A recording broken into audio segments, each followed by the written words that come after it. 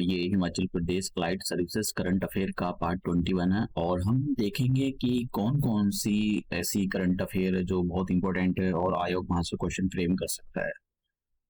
आयोग ने क्वेश्चन काफी जगह से जो इंटरनेशनल ऑर्गेनाइजेशन उनसे अलग अलग टाइप से क्वेश्चन फ्रेम करे। तो पहले हमारी जो करंट अफेयर है पहले इसके बारे में जानते हैं। पहले ये है क्या कि ये फ्री ट्रेड एग्रीमेंट किन किन कंट्रियों के बीच में है। देखिए, यूरोपियन फ्री ट्रेड एसोसिएशन, ठीक है, यूरोपियन फ्री ट्रेड, देखिए यूरोपियन EFTA,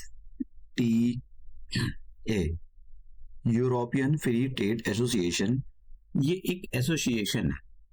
इस एसोसिएशन के अंदर कुछ कंट्रियां इन्वॉल्व है। एक स्विट्जरलैंड है, आइसलैंड है, नॉर्वे है और ये बेस्ट पता नहीं कौन सी कंट्री है। 4 कंट्रियां, 1 2 3 4, 4 कंट्री। इनके नाम तो एक बहुत अजीब से रहते हैं। ये 4 कंट्रियां है, तो 4 कंट्रियों का एक ग्रुप है जिसको बोला जाता है यूरोपियन फ्री ट्रेड एसोसिएशन। तो इंडिया इन 4 कंट्रियों के साथ एक फ्री ट्रेड एग्रीमेंट साइन करना चाहता है जिसका नाम है trade and economic partnership agreement. अब आपसे क्वेश्चन कैसा आ सकता है, आपसे ये पूछा जा सकता है कि विच ऑफ द फॉलोइंग, ठीक है, which of the following trade agreement, नाम दे दिया जाएगा trade and economic partnership, India is trying to sign this agreement. कौन कौन सी कंट्रियों के साथ ये इंडिया कोशिश कर रहा है ये एग्रीमेंट साइन करने की, तो उनके नाम यहाँ पर, मतलब वैसे तो कम चांस है क्योंकि पीसीएस या फिर उसमें एग्जाम में पूछा जाता है, लेकिन फिर भी आप इसको करके जाना, बहुत इंपॉर्टेंट है ये। अब जो नेक्स्ट करंट अफेयर है, मतलब ये तो बहुत ही ज्यादा इंपॉर्टेंट करंट अफेयर है क्योंकि अभी हाल ही में स्वीडन 4-7 मार्च को, देखियो ये कोई करंट अफेयर मतलब बहुत ज्यादा पुरानी नहीं है, 7 मार्च की। और एक ये 4 अप्रैल 2023 को फिनलैंड ने ज्वाइन किया नाटो को। तो नाटो के बारे में थोड़ा सा जान लेते हैं। देखिए, एक ये जो नाटो है इसकी जो फुल फॉर्म है North Atlantic Treaty Organization, NATO. इसको नॉर्थ अटलांटिक अलायंस भी बोला जाता है। ये वर्ल्ड वॉर सेकंड के बाद, जब वर्ल्ड वॉर सेकंड हुआ तो उसके बाद ये वर्ल्ड वॉर सेकंड खत्म होने के बाद ये बना। एक्चुअली ये जो था ये यूएसएसआर से लड़ना चाहते थे, मतलब यूएसएसआर एक बहुत बड़ा देश था, तो उसके साथ में कोई भी देश नहीं टिक पाएगा। बहुत बड़ा देश है आज का जो उस टाइम पर ये यूएसएसआर था, और आज का रशिया है, हालांकि उसके दूसरे पार्ट भी हैं। तो ये जो ऑर्गेनाइजेशन था ये इसी के साथ, जो यूएसएसआर था उसी के एक तर्ज पर बनाया गया था कि भाई जो है नॉर्थ अटलांटिक ट्रीटी ऑर्गेनाइजेशन की, अगर यूएसएसआर किसी भी एक पर अटैक करता है तो इन्होंने एक यहाँ पर क्लॉज डाली इसके अंदर, अगर एक पर किसी भी एक पर अटैक होगा तो वो सभी कंट्रियों पर अटैक माना जाएगा।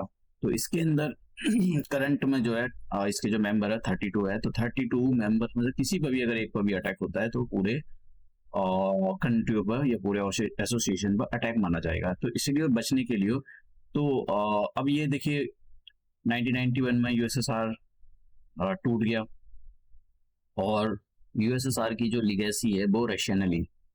तो उसके बाद में इनका जो ये जो ऑर्गेनाइजेशन था मेन तो यूएसएसआर के अगेंस्ट बना था, उससे लड़ने के लिए बना था, लेकिन अब वो टूट ही है तो रशिया ये तर्क देता है कि भाई इसको बंद कर देना चाहिए। तुम मतलब जो रशिया है तो आपको रशिया से किस टाइप का खतरा है, लेकिन वो अलग बात है इंटरनेशनल रिलेशन की। तो इसमें यहाँ पर एक ये याद रखना कि कलेक्टिव सिक्योरिटी का एक इन्होंने कॉन्सेप्ट डाला हुआ जो मैंने अभी आपको बताया, तो एक तो ये याद रखना।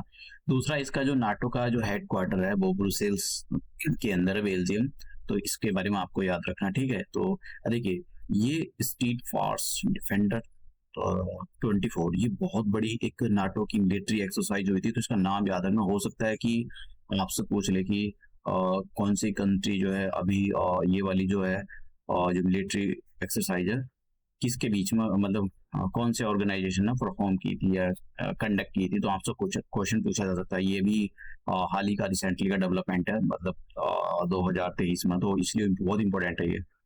अब बात करते हैं यहाँ पर 2 कंट्रियों ने अभी रिसेंटली ज्वाइन किया है, 4 अप्रैल 2023 और 7 मार्च 2024 को 2 कंट्रियों ने ज्वाइन किया है। पहली कंट्री है फिनलैंड, दूसरी कंट्री है स्वीडन। तो इसलिए आपसे ये भी क्वेश्चन बनता है कि रिसेंटली 2 कंट्रियों ने या 2024 में ऐसी कौन सी कंट्री है जिसने नाटो को ज्वाइन किया है, तो स्वीडन, ठीक है। या ऐसे पूछा जा सकता है ऐसी 2 कौन सी रिसेंटली कंट्री है जिन्होंने रिसेंटली नाटो को ज्वाइन किया है, तो स्वीडन और फिनलैंड एक ऑप्शन में ये भी होंगे, तो इस टाइप से क्वेश्चन पूछे जा सकते हैं, तो आपको याद रखना है, ये बहुत इंपॉर्टेंट है। यहाँ पर कंट्री के नाम दे रखे हैं, तो आप देख सकते हैं कि 2023 में जो स्वीडन ने ज्वाइन किया, और 2025 के अंदर कहाँ गया, 2024 के अंदर, ये 2023 के अंदर फिनलैंड ने और 2024 के अंदर स्वीडन ने इसको ज्वाइन किया, तो इसके बारे में आपको पता होना चाहिए। यहाँ पर बाकी और कुछ करने की जरूरत नहीं इसमें, कि बहुत ज्यादा है। अब जरा सिनेगन एरिया के बारे में जान लेते हैं, सिनेगन एरिया है क्या। अब देख लेते हैं कि मतलब है क्या। देखो, ये 29 जो कंट्रियाज हैं, उन्होंने क्या किया हुआ है, इसमें कुछ यूरोपियन कंट्री भी हैं, कुछ नॉन यूरो जो कुछ यूरोपियन, जो देखिए ईयू जो है, कुछ तो ईयू की कंट्री है, यूरोपियन यूनियन की कंट्री है, कुछ नॉन यूरोपियन यूनियन कंट्री है। जैसे नॉन यूरोपियन कंट्री में ये आ गया, नॉर्वे हो गया, आइसलैंड हो गया, ये स्विट्जरलैंड हो गया। तो इन्होंने क्या हुआ है, इन्होंने मतलब जैसे मान लो ये है कोई पूरा रीजन, श्रीनगर रीजन, इसमें बहुत सारी कंट्रियां हैं। तो एक कंट्री से दूसरी कंट्री में मान लो कि आपके डॉक्यूमेंट बन गए, तो जब आप एक कंट्री से दूसरी कंट्री में जाओगे, तो आपको ऐसे यहाँ पर बॉर्डर पर कोई चेकिंग वेकिंग नहीं होगी आपकी, कि भाई आपको कि भाई ये वो दिखाओ, वो डॉक्यूमेंट दिखाओ, फलाना दिखाओ, ये चेक कराओ। एक ही जिन जिन कंट्रियों का आपका सिनेगन का आपका अगर जो भी डॉक्यूमेंट बन गया है, तो बस आप एक उसी डॉक्यूमेंट से सभी कंट्रियों में घूम सकते हो। तो ये है सिनेगन एरिया। तो सिनेगन एरिया ऐसा है कि जिसमें आप बिना किसी रिस्ट्रिक्शंस के फ्रीली मूव कर सकते हो, घूम सकते हो। लेकिन ऐसा नहीं कि भाई इसके लिए भी पूरा सिनेगन का एक अपना ही जो है डॉक्यूमेंट बनता है। तो इसमें बस दो चीज याद करने की जरूरत है आपको, कि दो कंट्रियों ने, बुल्गारिया और जो रोमानिया, इन्होंने अभी इस सिनेगन को ज्वाइन किया है। तो कोई भी बंदा जो नॉर्वे या आइसलैंड या स्विट्जरलैंड का है, तो बिना किसी एडिशनल डॉक्यूमेंट के वो इन कंट्रियों में घूम सकता है, बुल्गारिया और रोमानिया के अंदर। ठीक है, तो ये था हमारे पास। तो यहाँ पर मैंने ये दे रखा है, बस इतनी जरूरी नहीं है, बस आपको थोड़ा सा पता होना चाहिए, मतलब थोड़ा थोड़ा दिमाग में लगा हुआ हो कुछ चीजें। तो ये मैंने यहाँ पर इनके मैप वगैरह भी दे दिए, यहाँ पर रोमानिया। और आपसे कुछ पूछ, देखो थोड़ा सा जब भी आप करंट अफेयर तैयार कर रहे हो, तो ऐसा नहीं कि भाई पूरा इसी, थोड़ा सा इधर लेफ्ट राइट भी देख लेना चाहिए, कि भाई कुछ आ सकता है क्या, उससे ब्लैक सी से इसका एरिया लगा हुआ है, और क्या वो रोमानिया, बुल्गारिया रोमानिया दोनों का ब्लैक सी से लगा हुआ, क्या लैंड लॉक कंट्री है, लैंड लॉक कंट्री नहीं है, इस टाइप के क्वेश्चन पूछ लेता है। जैसे यहाँ पर देखिए हंगरी हो गया और स्लोवाकिया हो गया, इनसे पूछे जाते हैं क्या क्या ये लैंड लॉक कंट्री है या नहीं है। अलग अलग का पीसीएस हो गया, उसमें पूछे जाते हैं। अब बात करते हैं यहाँ पर हॉकी इंडिया अवार्ड 2023 के बारे में। तो हॉकी अवार्ड 2023 जो है, इनका नाम याद रखने की जरूरत है, हार्दिक सिंह और सलीमा। ये इनका नाम आपको याद रखना है, पता नहीं अजीब सा नाम होता है यार, तो बस इनका नाम आपको याद रख लेना भैया, इनको मिला है ये जो है प्लेयर ऑफ द ईयर का अवार्ड जो है 2023 का, इनको मिला है, तो इनका नाम याद रख लेना। अब यहाँ पर गुड फ्राइडे, थोड़ी थोड़ी चीजें देख लो गुड फ्राइडे के अंदर। गुड फ्राइडे के अंदर आप क्यों सेलिब्रेट किया जाता है, क्योंकि इस दिन जो जीसस क्राइस्ट थे उनको क्रूसीफाइड किया गया था। क्रूसीफाइड का मतलब होता है इस टाइप से बलि चढ़ा देना, ऐसा हाथों पैरों में कील गाड़ देना, दैट इज द क्रूसीफाइड। तो इसी दिन को देखते हुए ये गुड फ्राइडे सेलिब्रेट किया जाता है। तो थोड़ा सा पता लगा आइडिया होगा तो ठीक है। अब बात करते हैं ये कचतीवू।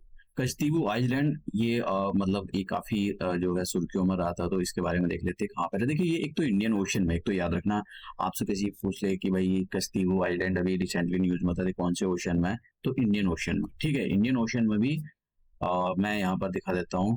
जैसे ये कौन सा हो गया, ये जो है लक्ष्य ये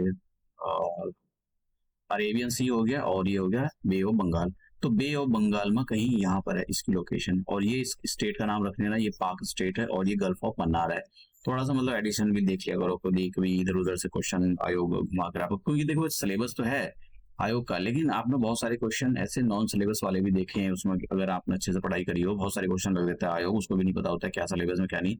ये याद रखना एज ए फैक्चुअल, जो किलिमंजारो है वो अफ्रीका की हाईएस्ट माउंटेन है, अफ्रीका का जो हाईएस्ट माउंटेन इधर किलिमंजारो, और ये तंजानिया में है। तो इसको ये फैक्ट, इस पर क्वेश्चन पूछा गया है, इस पर ये जो स्टेटमेंट है इस पर सीधा क्वेश्चन पूछा गया, बस मैंने ऐसे रख दिया था, तो आपको इसके बारे में पता होना चाहिए। देखो बहुत सारी चीजें ऐसा नहीं होता कि आप स्पेशली बैठो एक कि भाई, मतलब कुछ चीजें जब आप करंट अफेयर कर रहे हो, तो थोड़ा सा आपको इधर उधर देख लेना चाहिए, उससे रिलेटेड कुछ चीजें कि भाई ठीक है, अगर यहाँ से आता है क्वेश्चन मैं इसको हैंडल कर लूंगा। तो अब हम अपना जो है नेक्स्ट लेक्चर नई करंट अफेयर के साथ में मिलते हैं। और ये पीपीटी मैं शाम तक नीचे डिस्क्रिप्शन बॉक्स में सभी जितने भी मैंने आज लेक्चर अपलोड करे मैं सबकी नीचे डिस्क्रिप्शन बॉक्स में अपलोड कर दूंगा। किसी सभी के नीचे तो शायद सभी वीडियो के नीचे तो नहीं हो पाएगा, लेकिन मैं कोशिश करूंगा कि कर दो अलग अलग, नहीं हुआ तो एक के नीचे तो सभी के सारी वीडियो में ये सारी पीपीटी ऐड करा दूंगा।